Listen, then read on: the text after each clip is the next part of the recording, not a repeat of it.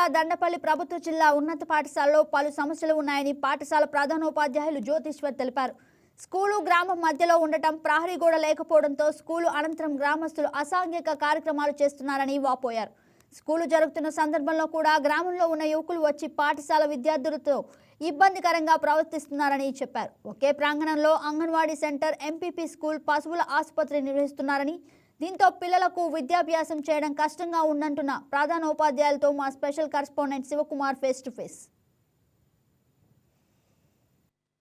అందరికీ నమస్కారం. Welcome to YK TV. నేను శివకుమార్. చూసుకున్నట్లయితే ఇప్పుడు ఏదైతే ప్రభుత్వ పాఠశాలలు ఉన్నాయో వాటికి సంబంధించి సౌకర్యాలు ఏ విధంగా ఉన్నాయి, అదేవిధంగా ఆ స్ట్రెంత్ ఎంత ఉంది, ఇంకా బిల్డింగ్స్ సౌకర్యం ఏదైనా చేసుకోవచ్చు, లేకపోతే నాడికి సంబంధించి ఏదైనా డెవలప్మెంట్లో ఏమయ్యాయి అని చెప్పేసి విషయం పైన మా వైకే టీవీ ఆధ్వర్యంలో పర్యవేక్షణ చేయడం జరుగుతుంది. సో దానిలో భాగంగా ఈరోజు గంగవరం మండలం ఆ దండపల్లి జెడ్పీహెచ్ఎస్ స్కూల్ అయితే మనం ఉన్నాం ఇక్కడ. మరి ఈ స్కూల్కి సంబంధించి పూర్తి సమాచారాన్ని మనతో ఇవ్వడానికి ఈ స్కూల్ హెడ్ మాస్టర్ సార్ మనతో ఉన్నారు. ఆయన మాట మనం తెలుసుకుందాం. సార్ నమస్తే సార్. నమస్తే సార్. సార్ స్కూల్ మొత్తం ఎన్ని బిల్డింగ్లు ఉన్నాయి, స్ట్రెంత్ ఎంత ఉంది ఇక్కడ? సార్ మనకు వచ్చి 108 మంది పిల్లలు ఉన్నారు సార్. ఈ విద్యా సంవత్సరము 2025-26 విద్యా సంవత్సరానికి గాను 108 మంది పిల్లలు ఉన్నారు. మనకి 7 రూమ్లు అందుబాటులో ఉన్నాయి సార్. దాంట్లో 5 బిల్డింగ్లు వచ్చి పాతవి, ఇంకా 2 వచ్చి కొత్తగా కన్స్ట్రక్షన్ చేస్తున్నారు. అది ఇంకా కంప్లీట్ కాలేదు. తొందరలో అదైతే వాడుకుంటున్నాం ప్రస్తుతానికి. సైన్స్ ల్యాబ్ పరంగా కానీ, లైబ్రరీ పరంగా కానీ వాడుకుంటున్నాము సార్. అంటే ఇది ఊరి మధ్యలో ఉండడం వల్ల అవును సార్, ఇక్కడ డిస్టర్బెన్స్ ఎక్కువ ఉంది మాకు తెలిసింది సార్. వాస్తవం అదేమో. ఎందుకంటే ఇంకా చుట్టూ క్యాంపస్ మనకి చాలా తక్కువ ఉంది. బిల్డింగ్స్ అయితే ఉన్నాయి కానీ ఓల్డ్ స్కూల్ ఇది.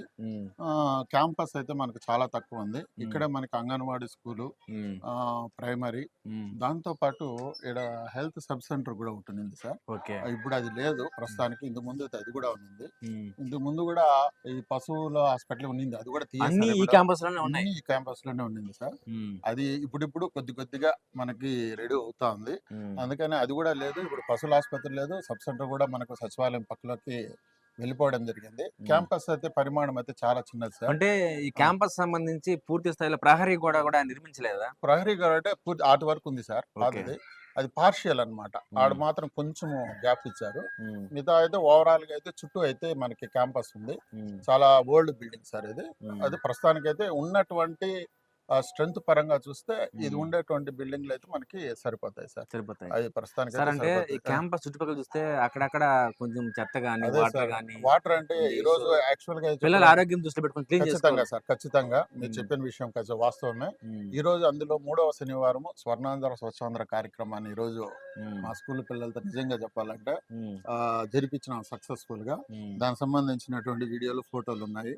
అదే విధంగా స్వచ్ఛారణ స్వర్ణాంధ్రకు సంబంధించినటువంటి యాప్ కూడా మాకు ఇవ్వడం జరిగింది. ప్రతి 3వ శనివారము ఖచ్చితంగా ఈ కార్యక్రమాన్ని మేము జరిపిస్తున్నాము. సాధ్యమైనంత వరకు క్యాంపస్ ను శుభ్రంగా ఉంచుకునే ప్రయత్నం అయితే మేము సార్. అంటే స్కూల్ అయిపోయిన తర్వాత స్కూల్ జరుగుతున్నప్పుడు ఆ లోకల్ వాళ్ళ డిస్టర్బెన్స్ ఎక్కువ ఉంటుంది తెలిసింది సార్. వాస్తవం చెప్పాం సార్. ఎంపీడీఓ సార్ గారు మనకి ఎస్ఎస్సి 100 డేస్ యాక్షన్ ప్లాన్ లో మనకి ఇన్ఛార్జ్ గా ఉన్నారు. సార్ కూడా చెప్పాము. దీని మీద సోమవారం రోజు పేరెంట్ కమిటీ మీటింగ్ కూడా పెట్టుకున్నాము. 10th class SSC action plan parents మీద ప్లస్ ఎస్ఎంసి మెంబర్స్ మీద మీటింగ్ పెట్టుకుంటున్నాము. మీటింగ్ పెట్టుకొని ఆ గేటు పాతది అయిపోయింది. ఆ గేటు ప్రహరీ గోడకు సంబంధించిన గేటు పూర్తి చేయాలనేసి మేము నిర్ణయించుకున్నాము. దాని మీద డిస్కస్ చేస్తామనేసి సోమవారం కూడా మేము కమిటీ మెంబర్ పెట్టుకొని 100% మా వంతు ప్రయత్నం అయితే చేస్తున్నాం సార్. Okay sir. అంటే ఇప్పుడు 10th క్లాస్ సంబంధించి ఉన్నటువంటి టీనేజ్ ఎవరైతే ఉన్నారో వాళ్ళకి మీరు ఏదైనా ఈ సోషల్ మీడియా గురించి కావచ్చు, లేదా డ్రగ్స్ గురించి కావచ్చు, ఏదైనా అవేర్నెస్ కార్యక్రమం చేస్తారా సార్? మనకి మహిళా పోలీసు సచివాలయం నుంచి మంత్లీ ట్వైజ్ వస్తారు సార్. వచ్చినప్పుడు ఈ డిజిటల్ కి సంబంధించి మొబైల్ వాడకాలు తగ్గించడం గురించి కానీ, ఇది ఆన్లైన్ మోసాలు మెయిన్ వాటి మీద పిల్లలకు అవేర్నెస్ అయితే కనిపిస్తున్నాం సార్. సాధ్యమైన అప్పుడు పిల్లలకు సంబంధించిన డౌట్లు కూడా రెక్టిఫై చేసి సాధ్యమైనంత పరీక్షిస్తున్నాం సార్. అది సార్.